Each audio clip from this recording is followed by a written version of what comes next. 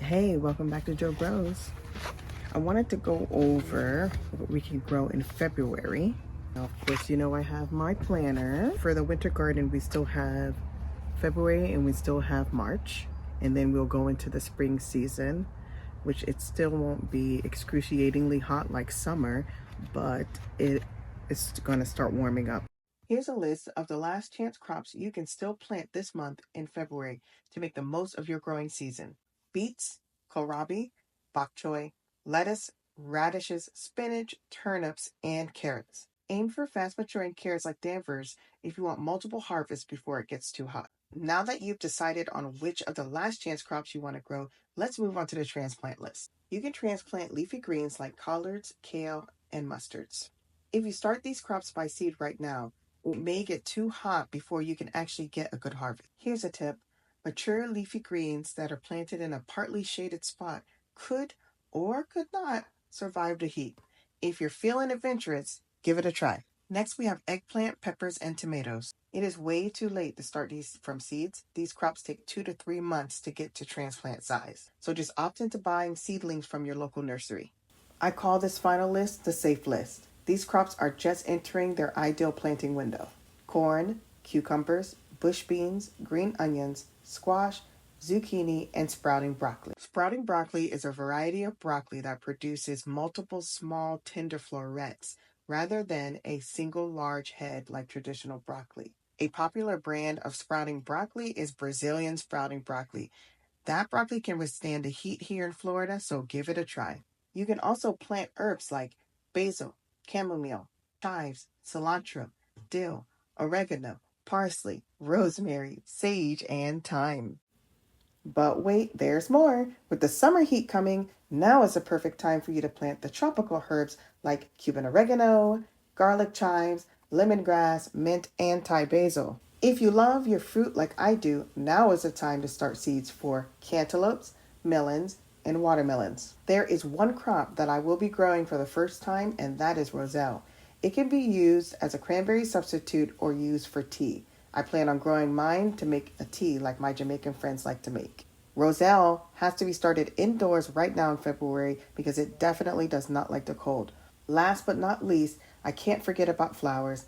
Now is the time to plant nasturtiums, sunflowers, zinnia, strawflower, butterfly pea, and marigolds. Nasturtiums are edible and have a peppery taste, but I like to use mine as a trap plant. Strawflower and sunflower can also be used as a trap plant for leaf-footed bugs. Butterfly pea is used to make a beautiful blue tea that will change colors if you add some lemon juice to it. And there you have it, a list of what you can grow in the month of February.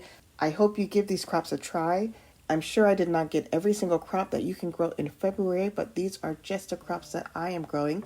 Let me know down in the comments what crops you're going to be growing in February. If you're planning on starting anything in February, I definitely would pay attention to the weather. Make sure you're not going to have some kind of cold front if you are starting melons and things like that, anything that's a warm weather crop. But we're getting into the spring season, so that's very exciting. And everything is going to come back to life. We're starting over in spring. And another thing that I am going to be doing as well is I am going to take cuttings from my sweet potatoes because I want to plant my sweet potatoes out during the rainy season, and that way I don't have to worry about watering all the time, even though where I normally plant them is connected to drip irrigation. But I actually am thinking about planting them in cloth pots this year.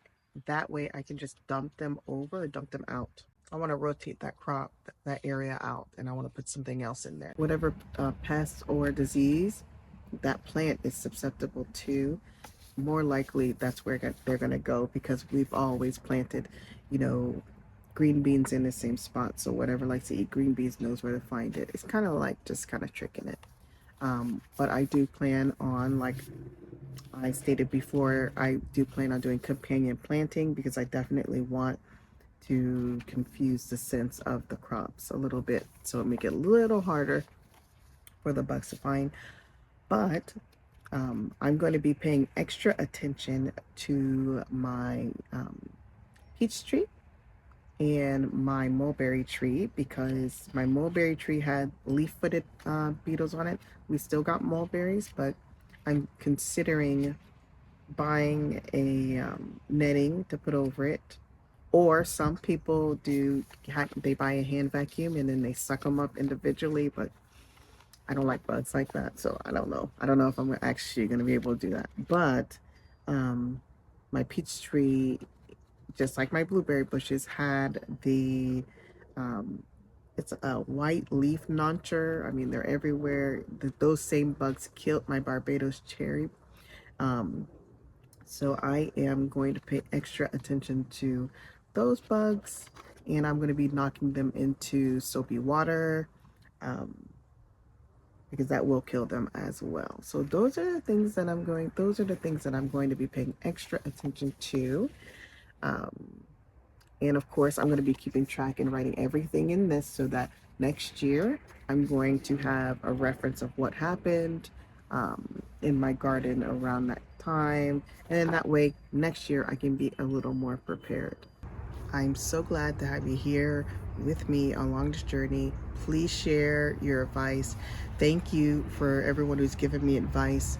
I really do appreciate it, because, you know, that's the thing about gardening. We don't know everything. And I'm perfectly fine saying that. I'm only like in year 5. So I'm really, I still think I'm still new, even though some people may not think that, but I still have a lot to learn, and I know we can learn together. That's why I love the gardening community, and hopefully I'll see you in my next video.